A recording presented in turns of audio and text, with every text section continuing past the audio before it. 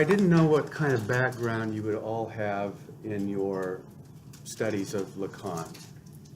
But I'm going to try to tailor this to not a general audience, but trying to make it appealing. And I'm going to bring in some case material as well. The psychosocial roles of imago and identification, language and culture, the vicissitudes of desire and defense, and unconscious essence are the sum and substance of human phenomena. We experience the world through our senses, perceive images, encounter appearances, form relationships with others, and construct internal semiotic linkages through intentionality and fantasy, all along transpiring within our given material embodiment, full of instinct and brimming emotion, engrossed in and alongside a specific social environment that informs our being in the world. We attempt to craft a personal identity that is individuated yet interdependent upon family and community, absorb the larger pressures, meaning networks, and knowledge imparted by social institutions, and live out our own private desires and fantasies through imagination, creative thought, and concrete action. All these factors are operative at once within a dynamic system of ontological tensions, what Lacan refers to as psychical registers, or realms of being, as necessary interconnected domains of mental functioning. As appearance and fantasy, the imaginary dominates our experiential subjective lives, while the symbolic is the causal force that structures a given society by imposing itself through the laws of signification and cultural demands. In contrast, the real is merely given as pure negativity and the materiality of nature, the domain of lack, absence, and negation. Yet all three registers interface with unconscious activity. Crucial to Lacan's theory of psychosis is the claim that the psychic structure of the patient consists in the absence of the paternal metaphor. The way he puts forth this basic idea is that the psychotic person has not had the opportunity to restructure its psyche because as a child, one was not introduced by the maternal figure to the name of the father.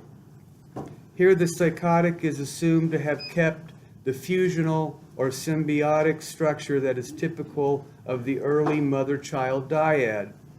Hence, triangulation had not been adequately introduced to the child's psychic life.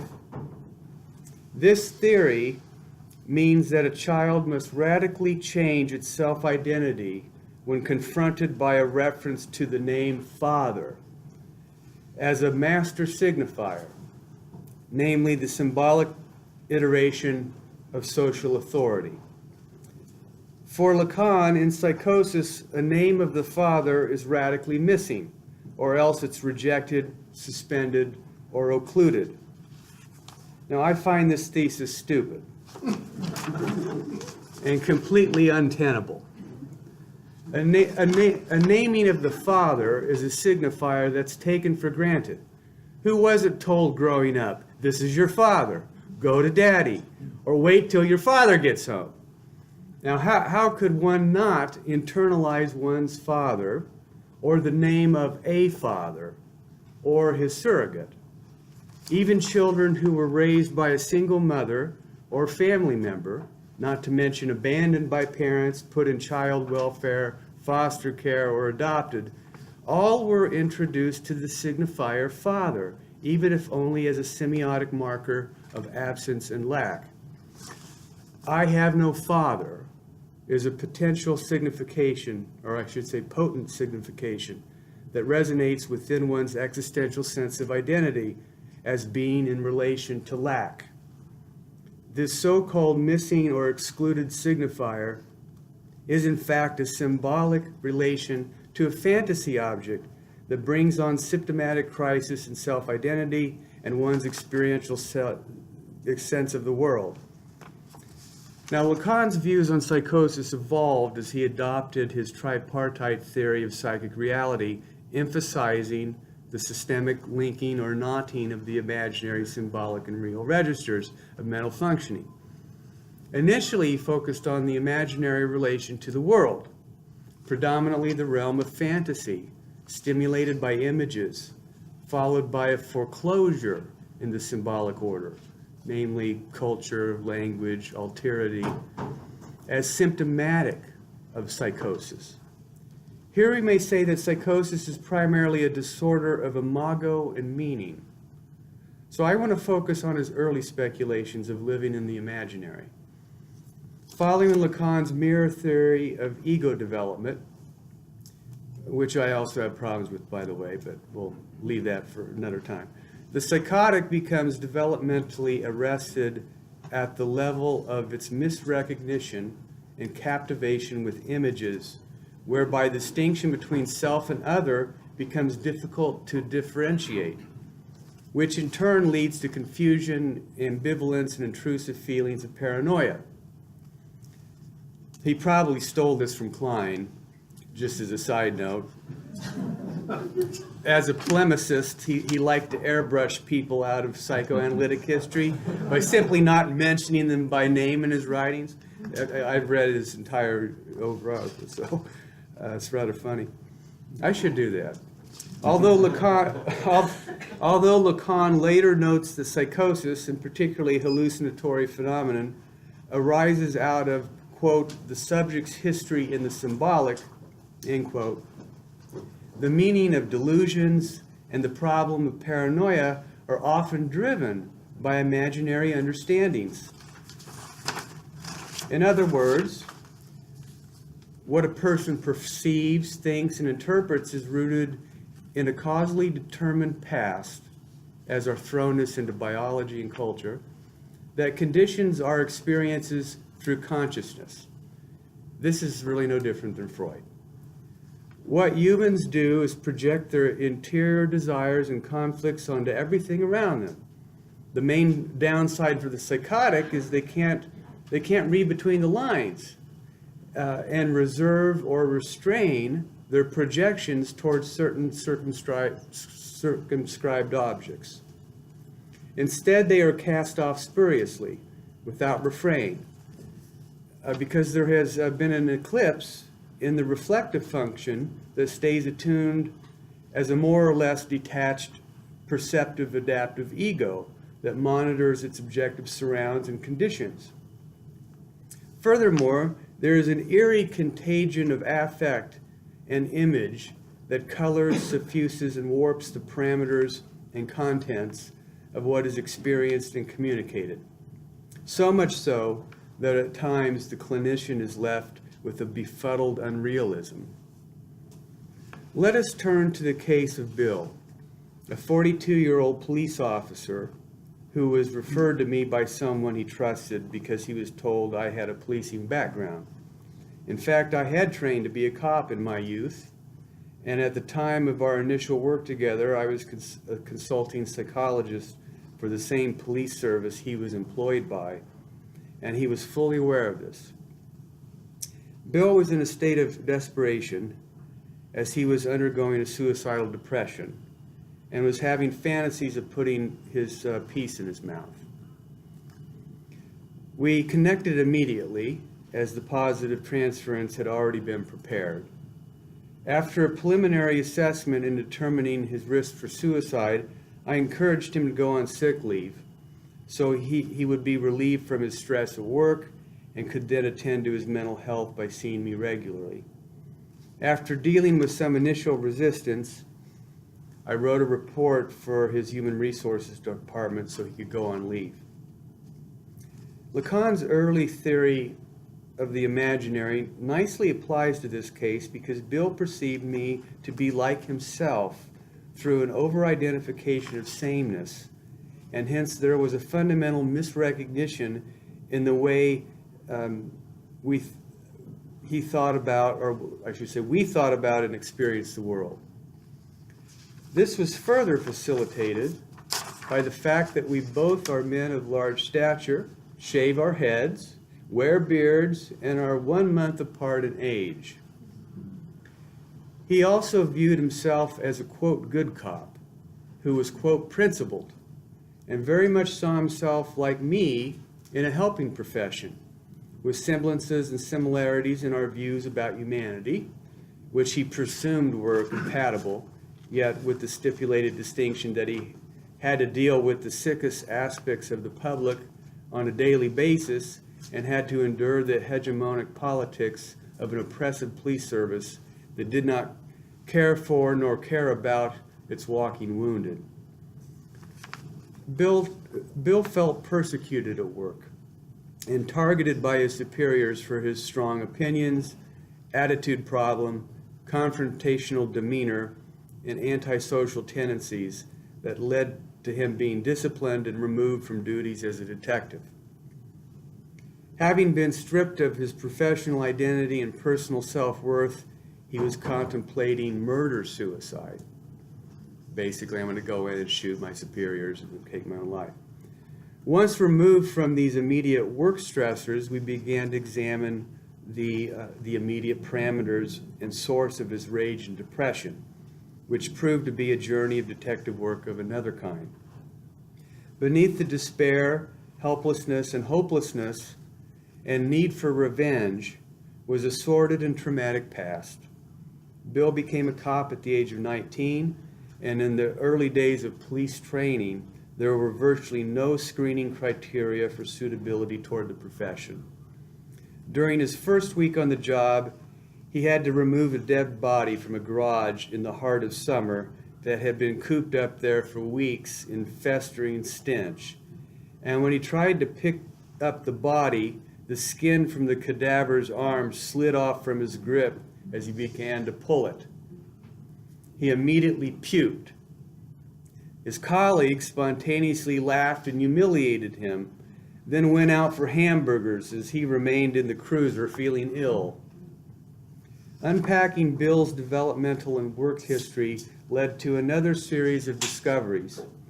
Bill was seen as a rogue cop by his colleagues, which led to alienation from the brass. Throughout his career, he was in several high-speed criminal pursuits that led to many severe accidents, including 7 concussions, head injury, herniated discs, and a mild heart attack, hence necessitating the need to go on medical leave and enter into rehabilitative recovery several times. He was also shot at, survived a knife fight, and about got his head decapitated from a samurai sword during an apartment raid on a domestic dispute call.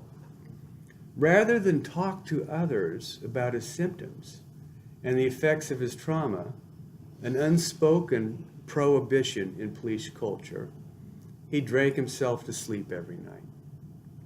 Eventually, Bill started to confess his sins, couched under the rubric of, quote, duty, and the moral imperative to dispense justice when justice was due. He displayed a cavalier attitude of knowing what was right from wrong based on natural law theory through his assessment of situations that were, quote, self-evident and in need of rectification. He told me of the many times he had physically abused others when they disobeyed his orders during arrests, kicked in people's faces while in custody, and stuck his gun into a detainee's mouth in the back of a patrol car until he shit himself. When asking if his impulse to put his service revolver in his mouth may be connected to this past event, a paranoid process of suspicion started to incubate. Bill acquired a reputation for being a maverick within the police service and had several disciplinary actions brought against him by both the public and fellow officers, which led to conflict in loggerheads with his superiors. In the end, he basically got shafted. Why did Bill become a cop? He nobly wanted to help people. There's always a correlate between what a person does and values and how one acts and what they personify in the present moment, as every wish, fear, and desire is unconsciously encouraged. While there's always a correlation to the past, we should not equate that with causality, for this argument succumbs to a genetic fallacy. Our archaic experience does not determine our outcome or destiny, only the modes in which they are shaped. At most, our unconscious influences speak an honest truth. Bill was unconsciously impelled to become a cop because his father beat his mother during drunken stupors in his presence, and he felt helpless as a little boy, unable to protect his mother while witnessing such traumas unfolding. In the end, through sublimation, he came to defend the helpless in need of security and protection, and had helped greater society in the process through practical interventions, not to mention fulfilling a cultural symbolic ideal that was essential to his personal identity.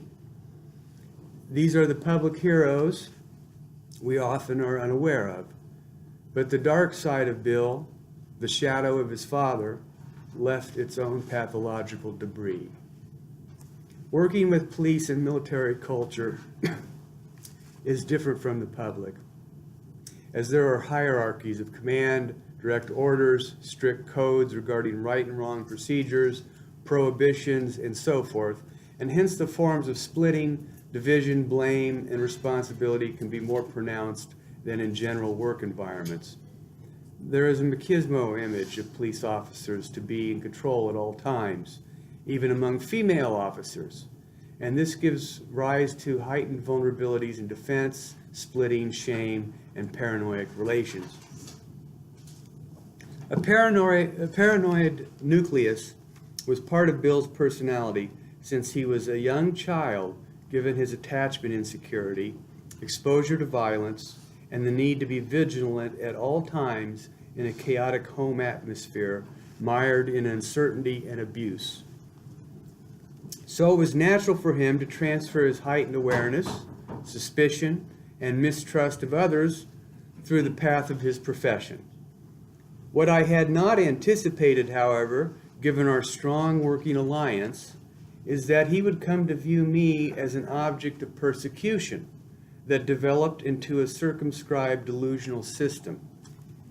Lacan tells us that, quote, the very basis of a paranoid structure is the fact that the subject has understood something that he formulates, that something has taken the form of speech and speaks to him, end quote.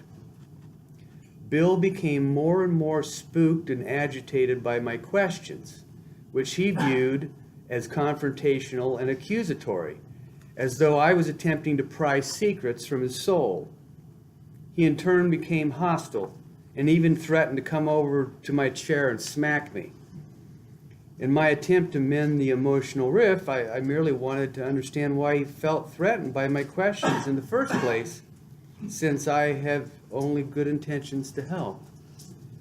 I told him that I had the feeling he was keeping things inside and that he has trouble admitting and accepting, and this was part of his symptoms, including daily panic attacks, generalized anxiety, agoraphobic withdrawal, suicidal ideation, somatic breakdowns of his body, including hospitalizations for various illnesses, and unbearable night terrors from his post-traumatic stress that at times violently woke him with haunting hallucinations that lingered on for days. I suggested they could be transformed if he spoke about them openly rather than suppress them, as this is the best way to work through internal conflict. My queries about what he had done spoke to him, and any suggestion that he was keeping secrets from himself was vehemently denied. But his paranoia intensified and his symptoms worsened. Here we may be reminded of Lacan's formula, quote, what has been rejected from the symbolic reappears in the real, end quote. hence an unconscious remainder that must be projected back onto the imaginary as paranoid knowledge. He began to question the details of my questions and my motives that were at play in asking them, to such a degree that he eventually accused me of working for the police to gather information to use against him in criminal proceedings. Over a few weeks, he held the conviction that I was working from the inside to build a case to have him brought up on manufactured charges. His genuine worry that the police service did not care about the mental health of their officers was not without merit, however. The service had acted in ways to simply want to blame him for, quote, faking his symptoms so he could be discharged without a pension. But despite the fact that I had fought for his rights through assessment and progress reports, a seed of paranoia convinced him I was a spy. At the zenith of his fears and accusations, he thought my office was bugged with audio devices planted to record his confessions to crimes. Even after pointing out the illogic and improbability that this was at all possible, given that my office is in my home and that the police would have to infiltrate my domicile illegally, and unbeknownst to me, despite the fact that I worked there every day and that my family lived there, for which we would be aware of any noise or intruders, he still thought it was possible, especially if I was a mole. But that would cost tens of thousands of dollars, I replied. Why would the police spend those resources on the off-chance fluke of hearing something from you when they have not presented any evidence against you, nor have you ever been charged with a crime? Why would you even remotely believe they would care about you that much to go to such lengths to buy me over, to betray you, when that would violate my ethics and put my license in jeopardy? How do I know you're not wearing a wire? He responded. At this point, I lifted up my shirt and I showed him my bare stomach and chest and all aspects of my torso so he could see for himself. Bill, as much as I like you and want to help you, I would not throw away my livelihood for you. This immediately eased his suspicion, and his persecutory delusions abated shortly thereafter. My gnawing suspicion was that Bill maimed or killed somebody during the course of his career, and that he was suffering from unconscious guilt, which in turn would reproduce fears of discovery and exposure, and reinforce his paranoid knowledge and fear of retaliation. Here, the threat of retaliation was primarily introduced by his own superego as a failure of conscience and the need for punishment. But his employer's campaign not to support his disability claim fueled his delusional fantasies.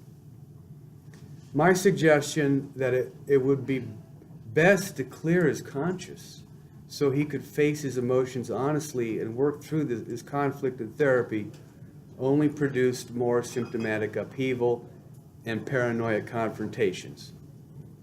Despite the fact that we had worked through his night terrors and trauma dreams, the tormenting deposits of his experiences on the police force and his depression, alcoholism, and frequent panic attacks, he has yet to admit to anything so incriminating to this day.